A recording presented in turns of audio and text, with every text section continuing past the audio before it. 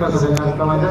ಮತ್ತೆ ನಾಳೆ ಬೆಳಿಗ್ಗೆ 10:30ಕ್ಕೆ ಇಲ್ಲಿ ಒಂದು ಧಾರ್ಮಿಕ ಇನ್ನೊಂದು ಸಭೆ ಇದೆ. ಇದಕ್ಕೆ ತಮ್ಮನ್ನೇ ಯಡಿಯೂರಪ್ಪನವರು ಆಗಮಿಸ್ತಾ ಇದ್ದಾರೆ. ಇನ್ನು ಹಲವಾರು ಮುಖಂಡರುಗಳು ಈ ಆ ಸಭೆಯನ್ನು ನಡೆಯುತ್ತದೆ. ದಯಮಾಡಿ ಎಲ್ಲರೂ ಸಹ ಆ ಸಭೆಗೆ ಹೆಚ್ಚಿನ ಸಂಖ್ಯೆಯಲ್ಲಿ ಭಾಗವಹಿಸಬೇಕಂತ ಕೇಳ್ಕೊಳ್ತಾರೆ.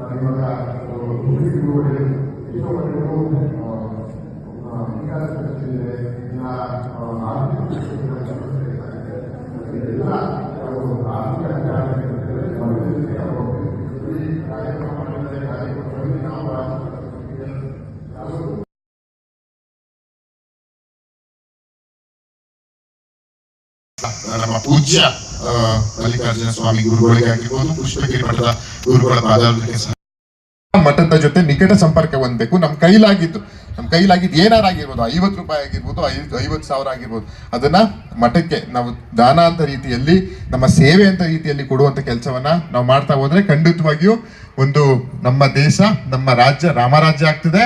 ಜೊತೆಗೆ ಒಂದು ಸುಭಿಕ್ಷವಾಗಿರ್ತದೆ ಅಂತ ಹೇಳಿದ್ರೆ, ಯಾಕಂತ ಹೇಳಿದ್ರೆ ಗುರುಗಳು ನಡೆದಾಡುವಂತಹ ದಾರಿಯಲ್ಲೇ ನಾವು ಸಾಗ್ಬೇಕು. ಹಾಗಾಗಿ ಗುರುವಿದ್ದಷ್ಟು ದಿವಸ ನಾವೆಲ್ಲ ಸುಭಿಕ್ಷವಾಗಿರ್ತೀವಿ ಅಂತ ಹೇಳ್ತಾ 2 ಮಾತನ್ನ ಮುಗಿಸ್ತಿದ್ದೀನಿ. ಭಗವಂತ ಎಲ್ಲರಿಗೂ ಒಳ್ಳೇದ್ ಮಾಡ್ಲಿ ಅಂತ ಹೇಳ್ತಾ ಪೂಜ್ಯ ಗುರುಗಳಲ್ಲಿ ಮತ್ತೊಮ್ಮೆ ಅವ್ರ ಪಾದಾರವಿಂದಕ್ಕೆ ನಮಸ್ಕರಿಸುತ್ತಾ 2 ಮಾತನ್ನ ಮುಗಿಸ್ತಿದ್ದೀನಿ. ನಮಸ್ಕಾರ.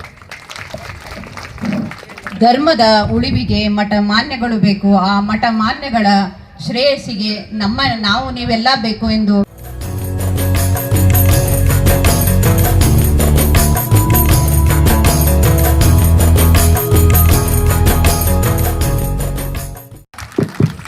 ಅದ್ಭುತವಾಗಿ ನೃತ್ಯ. ಅಷ್ಟೇ ಅಲ್ಲದೆ ಯಾವತ್ತೇ ಕಾರ್ಯಕ್ರಮ ನಡೆದರೂ ಕೂಡ ಎಲ್ಲ ರೀತಿಯಾದಂತಹ ಸಹಕಾರವನ್ನು ಮನೆತನ ನಡೆಸ್ಕೊಂಡು ಬಂದಿದೆ. ದಾನ ಧರ್ಮ ಪರೋಪಕಾರ ಇಂಥವಕ್ಕೆ ಶ್ರೇಯಸ್ಸನ್ನು ಯಾವತ್ತೂ ಕೂಡ ಸದಾ ಸಿದ್ಧ ಎನ್ನುವಂತಹದನ್ನು ತೋರಿಸ್ಬಿಟ್ಟಿದ್ದಾರೆ. ಅಂಥವರು ಕೂಡ ಕಾರ್ಯಕ್ರಮಕ್ಕೆ ಬಂದಿದ್ದಾರೆ. ಅದರ ತಿಪ್ಪೇಸ್ವಾಮಿಯವರು ನಮ್ಮ ಹಾಸನದ ಸಿ ಕೆ ರುದ್ರಪ್ಪನವ್ರ ಮಕ್ಕಳು, ಅವರು ಕೂಡ ಈ ಕಾರ್ಯಕ್ರಮಕ್ಕೆ ಬೂಂದಿ ವ್ಯವಸ್ಥೆಯನ್ನು ಮಾಡೋದರ ಮೂಲಕವಾಗಿ, ಜೊತೆಗೆ ನಮ್ಮ ಬಂದಳ್ಳಿಯಿಂದ ಬಂದಂತಹ ಬಾಲರಾಜ್ ಅವರು, ಆಮೇಲೆ ನಮ್ಮ ಕಾರ್ತಿಕ್ ಹಾಗೂ ವಿನಯ್ ಅವರ ಒಂದು ಬಳಗವು ಕೂಡ ಈ ಕಾರ್ಯಕ್ರಮಕ್ಕೆ ಬಂದಿದ್ದಾರೆ. ಮೆಣಸು ಹಾಗೂ